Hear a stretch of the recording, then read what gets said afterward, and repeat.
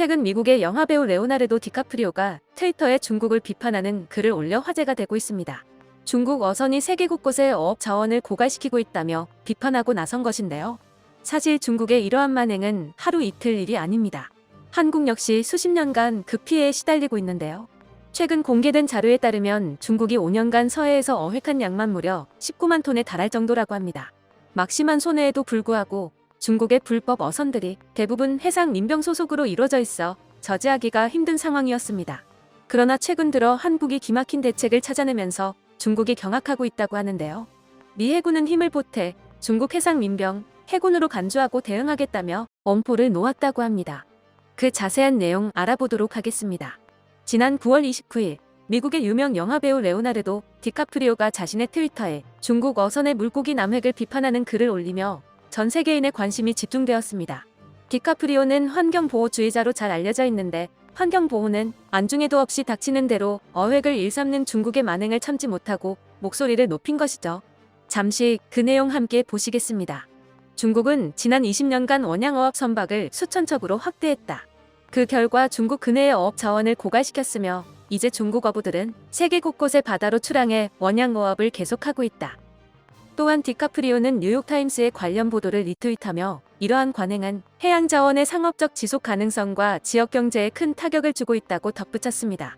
뉴욕타임스는 지난달 26일 중국 원양어선들이 남미 바다에서 대규모 조업을 벌여 지역 경제와 해양 생태계를 위협하고 있다는 특집 기사를 냈습니다. 기사에 따르면 중국 어선들이 에콰도르와 페루 인근 바다에서 2016년 이후로 거의 매일 조업을 하고 있다고 하는데요. 결국 중국 어선들은 남미 북서부 에콰도르와 페루를 넘어 동부의 아르헨티나 바다로까지 진출해 올 한 해에만 1만 6천일 이상 조업했다고 합니다.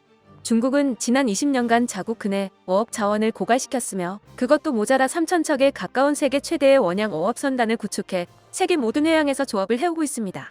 이러한 무절제한 대규모 남획으로 인해 참치, 오징어 등의 어종은 조만간 상업적 조업이 불가능해질 것으로 전망될 정도라고 합니다. 사실 공해상에서의 원양어업 자체는 불법이 아닙니다. 일본, 한국, 대만도 원양어업 선단을 운영하고 있죠. 하지만 그 규모 면에서 중국은 도를 지나쳤습니다. 뉴욕타임스 역시 중국 같은 규모로 전 세계에서 조업하는 국가는 없다고 지적했습니다.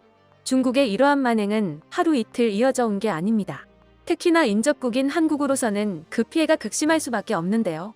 최근 공개된 자료에 따르면 지난 5년간 한중 어업 협정에 따른 상대국 배타적 경제 수역에서의 양국 조업 실적 불균형이 심각한 수준이라고 합니다. 2017년부터 2021년 동안 상대국 이즈네에서 양국이 합의한 어선 척수는 1,350에서 1,500대 정도이며 어획 할당량은 5만 6천에서 7천 톤 정도였습니다. 입어 조건은 양국 모두 동일했지만 실제 이 기간 상대국 이즈에서 입어하는 어선 척수는 한국이 900척, 중국이 5,925척으로 무려 6.6배에 달하는 수치를 보였습니다. 어획량 또한 한국이 1만 4,874톤, 중국이 19만 8,904톤으로 13.4배나 많은 물고기를 잡아간 것으로 나타났습니다. 한중 어업 협정은 지난 2000년 한중 양국의 짧은 수역 거리로 인해 획정되지 못한 해양 경계로 발생하는 서해상에서의 어업 분쟁을 조정하고자 체결한 협정인데요. 자료에서 확인된 듯이 합의된 어선 척수와 어획 할당량이 동일함에도 불구하고 실제 조업 실적에서 큰 차이가 나타나고 있기에 이즈네 중국 어선의 불법 조업 행위에 대한 단속이 시급해 보입니다. 최근 5년간 이즈에서 불법 조업을 하다 적발된 중국 어선은 특정 금지 구역 침범 39건, 영해 침범 33건, 무허가 105건, 제한 조건 위반 697건으로 총 874척에 달합니다. 이렇게 적발된 불법 조업 어선의 미납 담보금만 무려 173억 300만 원인데요. 중국의 불법 어선들이 대부분 해상 민병 소속으로 이루어져 있기에 그 악행을 끊어내기가 힘들었습니다. 해상 민병은 서방 군사 전문가, 심지어 정보기관들조차 정확한 규모와 조직, 전력을 파악하지 못하고 있을 정도로 방대하고 복잡한 조직입니다. 해상 민병이 크게 확장된 것은 비교적 최근의 일인데 중국은 2017년 이후부터 수십만 명의 퇴역 군인을 해상 민병으로 편입시켰습니다. 현재 해상 민병의 규모는 75에서 100만 명 안팎일 것으로 추정되고 있으나 정확한 수치는 중국 당국만 알고 있습니다. 이들은 이름만 민병이지 사실상 해군처럼 운용되고 있는데요. 이들에 대한 통제와 관리 감독, 교육 훈련과 보급은 중국 해군이 맡고 있으며 일반 군인처럼 봉급과 수당을 받고 해상 활동 전반에 대한 보험은 물론 연금 혜택까지 군인에 준하는 수준으로 받고 있습니다. 해상 민병의 선박은 대부분 어선으로 평소 어업에 종사하는데 정상적이고 합법적인 형태로 이루어지지는 않습니다. 해상 민병 선박들은 대상국 해안경비대나 해양경찰의 단속 자체를 무력화시키기 위해 100에서 300척씩 떼를 지어다니며 타국 배타적 경제수역이나 영해에 들어가 어족 자원을 싹쓸이하고 있습니다.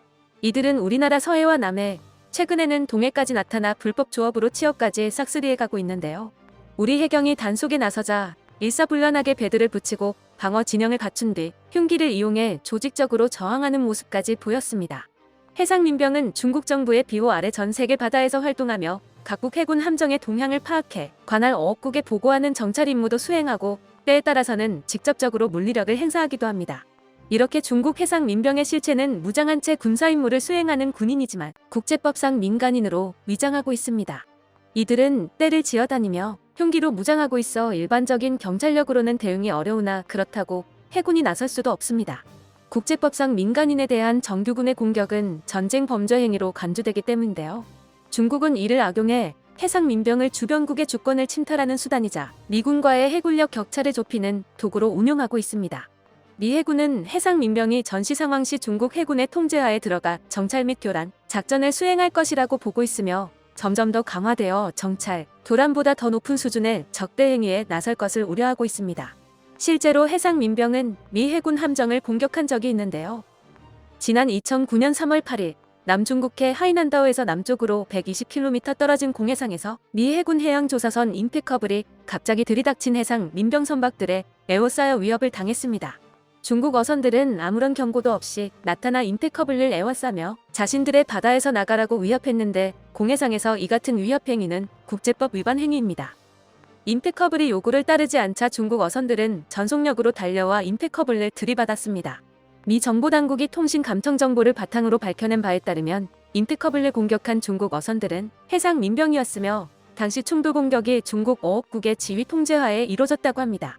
미국뿐만 아니라 남중국해를 사이에 두고 중국과 마주보고 있는 거의 모든 국가가 해상 민병의 물리적인 공격에 시달리고 있습니다. 이에 지난 2019년 존 리처드슨 미 해군 참모 총장은 해상 민병이 남중국해에서 벌이는 각종 범죄 행위들을 지적하며 해상 민병이 이 같은 행태를 계속할 경우 중국 해군으로 간주하고 대응하겠다 경고했습니다.